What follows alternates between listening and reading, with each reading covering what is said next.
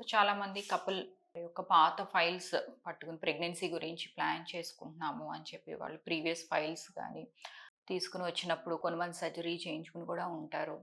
కొంతమంది ఏమన్నా సర్జరీ చేయించుకోవాలా అన్న క్వశ్చన్స్తో కూడా మన దగ్గరికి వస్తూ ఉంటారు. సో అందులో important and at the same time కొంచెం ఎక్కువగా వినపడేది ఏంటంటే ఫైబ్రాయిడ్స్ అన్నమాట. అంటే గర్భసంచిలో గెడ్డలు ఉండటం.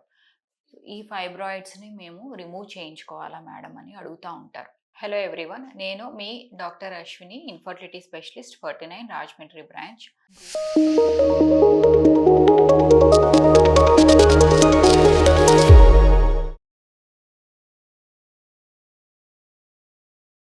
సో సాధారణంగా ఫైబ్రాయిడ్స్ రిమూవ్ చేయించుకుంటే మాకేమన్నా ప్రాబ్లం అవుతుందా అని కూడా అడుగుతూ ఉంటారు. సో ఫైబ్రాయిడ్స్ అనేవి గర్భసంచిలో అవి చిన్న గెడ్డల కింద వస్తాయి. కొంతమందికి దీనివల్ల కొన్ని ప్రాబ్లమ్స్ కానీ సిమ్టమ్స్ అనేవి ఉంటాయి. అదే హెవీ బ్లీడింగ్ అవటం, లేదా పీరియడ్స్ టైంలో కొంచెం పెయిన్ ముందు నుంచే రావటం, పీరియడ్స్ కొద్దిగా పెయిన్ఫుల్గా ఉండటం, అలాగే భార్యాభర్తలు కలిసినప్పుడు ఇబ్బంది ఉండటం, ఇవి కొంచెం చెప్తా ఉంటారు. So at the same time ఏంటంటే ఫైబ్రాయిడ్స్ అనేవి వాటి యొక్క సైజ్ బట్టి, అవి ఉన్న ప్లేస్ బట్టి, వాళ్ళకి సిమ్టమ్స్ ఎలా ఉన్నాయో దాన్ని బట్టి మనం ఫైబ్రాయిడ్స్ తీయాలా లేకపోతే వెయిట్ చేయాలా అనేది మనం నిర్ణయించుకుంటాం అన్నమాట. సో ఫైబ్రాయిడ్స్ ఒకవేళ ఎండోమెట్రియం అని గర్భసంచిలో ఉంటుంది ఒక పొర. సో దానికి దగ్గరగా ఉన్నా లేదా అందులో ఉంటే తప్పనిసరిగా ఫైబ్రాయిడ్స్ అనేవి రిమూవ్ చేయాలి. ప్లస్ సైజ్ కూడా చాలా ఇంపార్టెంట్ అనమాట.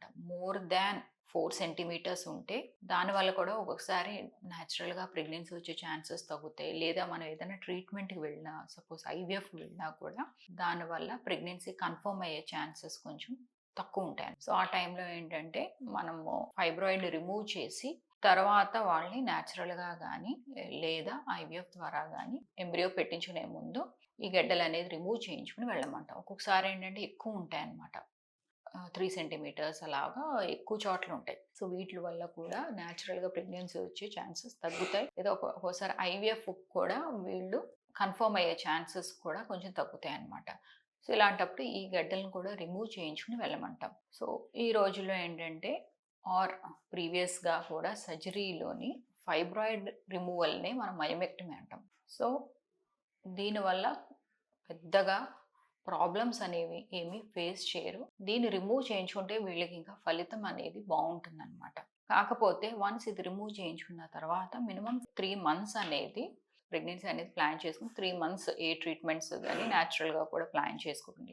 ఒకవేళ వాళ్ళు ఐవీఎఫ్కి వెళ్ళినా ఎంబ్రియోని ఒక 3 మంత్స్ గ్యాప్ తర్వాత ప్రిపరేషన్కి వెళ్ళి అప్పుడు ట్రాన్స్ఫర్ చేసుకోమంటాం. ప్లస్ ఇంకేమన్నా మనము సేఫ్టీ మెషర్స్ తీసుకోవాలా అని అంటే డెఫినెట్గా ఫైబ్రాయిడ్ సైజ్ బట్టి మనకి దాని యొక్క హీలింగ్ అనేది ఉంటుంది. సో దాన్ని బట్టి కొంచెం ఒక్కోసారి 4-5 నుంచి 6 మంత్స్ కూడా గ్యాప్ తీసుకుని అప్పుడు ప్రెగ్నెన్సీ అనేది ప్లాన్ చేసుకోమంటాం. సో ఇప్పుడు ఈ సర్జరీస్ అనేది ఓపెన్ మెథడ్ ద్వారా కూడా చేస్తాం. లైక్ ఓపెన్ చేసి లేదా లాప్రోస్కోపీలో కూడా చేస్తున్నాం. లాప్రోస్కోపీ అనేది చిన్న సర్జరీ, అది డే కేర్ ప్రొసీజర్లా కూడా చేస్తున్నాం. సో ఈ లాప్రోస్కోపీలో ఏంటంటే మనకి పైన స్టిచ్చెస్ ఉండవు కాబట్టి త్వరగా వాళ్ళు రికవరీ ఛాన్సెస్ కూడా బెటర్గా ఉంటాయి. ప్లస్ ల్యాప్లోనే మనం సూచరింగ్ అనేది వేయచ్చు. సో దీనివల్ల ఏంటంటే హీలింగ్ అనేది త్వరగా ఉంటుంది, రికవరీ కూడా బాగుంటుంది కాబట్టి సో వాళ్ళు 3 మంత్స్ తర్వాత వాళ్ళు మళ్ళీ ప్రెగ్నెన్సీ ప్లాన్ చేసుకోవచ్చు.